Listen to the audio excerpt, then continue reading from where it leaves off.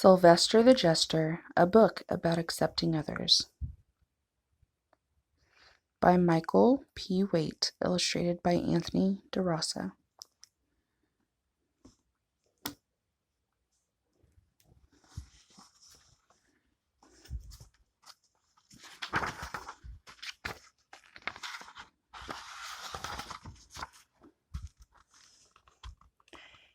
You've heard the tales from days of old, of famous queens and kings, of castles grand and questing knights and other wondrous things. But have you heard the splendid tale of jolly old Sylvester? He lived in England long ago, the king's finest jester. Sylvester served the king and queen. He served them smiles and laughter. He juggled jugs and mugs and rugs, and bowed politely after. He danced on stilts and played the flute. Oh, how he made the poor thing toot! He wore a jingly-tingly suit and dangled from a rafter.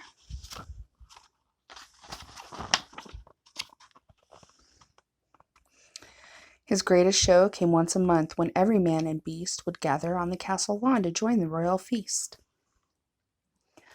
Oh, what a day of food and song! The knights played daring games. Sylvester made the rules, of course, and gave them silly names.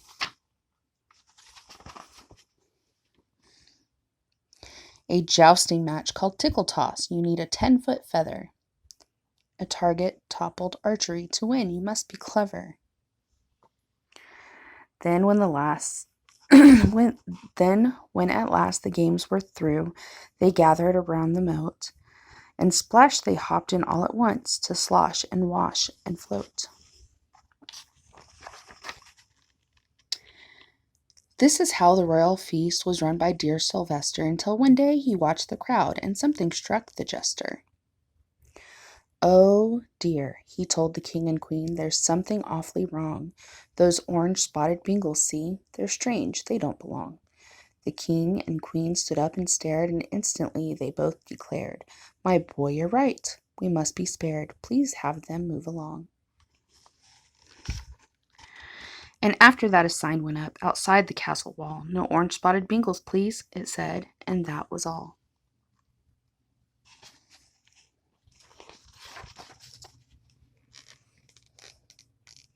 The royal feast soon came again. Sylvester watched the crowd, and spying something very odd, he spoke his mind out loud.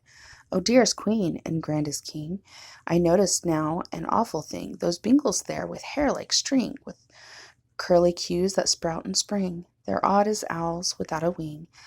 They ought not be allowed." The king and queen forthright agreed, and so the castle sign decreed. No orange-spotted bingles, please. No curly-headed bingles, please. For everyone to read.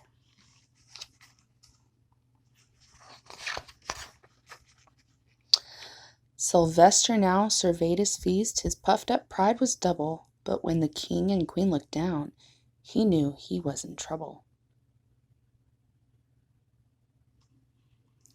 "Sylvester," called the crooning king, "I fear I have bad tidings.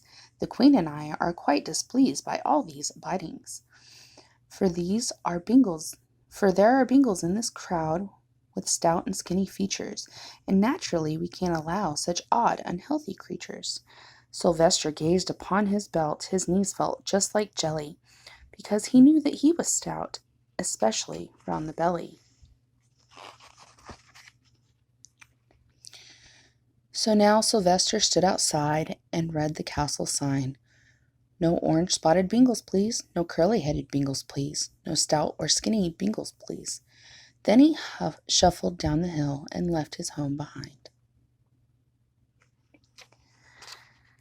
A month had passed, or maybe 2, since he'd left the castle. Sylvester sat and moped and moaned, tugging on a tassel.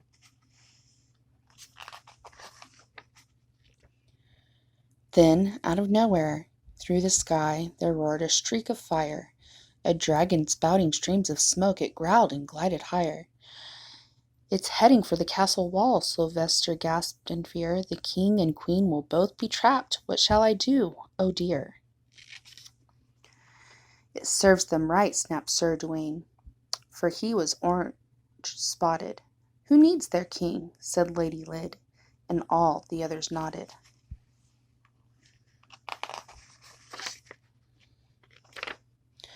The sky was now as black as soot, the castle lost in smoke. Sylvester struggled through the crowd, and angrily he spoke. "Listen, please, for I'm to blame. 'Twas I who told the king that orange spots and curly hair were not a normal thing. I'm sorry for this sad mistake, for I was very wrong. It isn't spots or skin or hair, but hearts that make us strong. Now here's our chance to show the king just what we have inside, and that a Bengal can't be judged by belly, hair, or hide.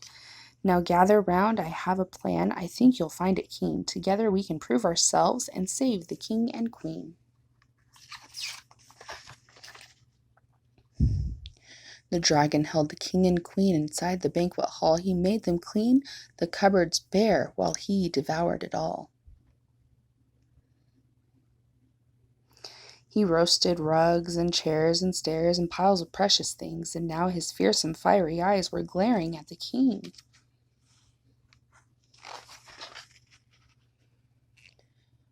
Through the door Sylvester charged, the archers at his side. The dragon roared around to fight, and arrows hailed his hide. Suction cups clamped up his mouth and blinded both his eyes. He writhed and rumbled around the room, scratching at the skies.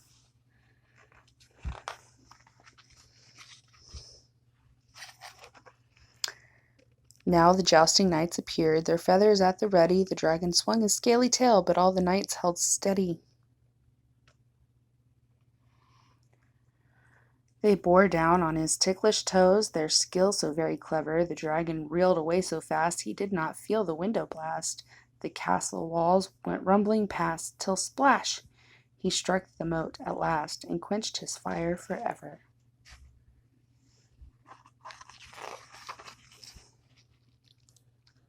The king and queen were overjoyed. They hugged and kissed Sylvester. "Oh, please forgive us," they implored. "Come back and be our jester." Bingles all allowed. From that day on, the king and queen made all the Bingles proud by putting up a sign that said, "Bingles all allowed." And at every royal feast, you'd see everyone in Bingdom, for everybody plays a part in making up the kingdom.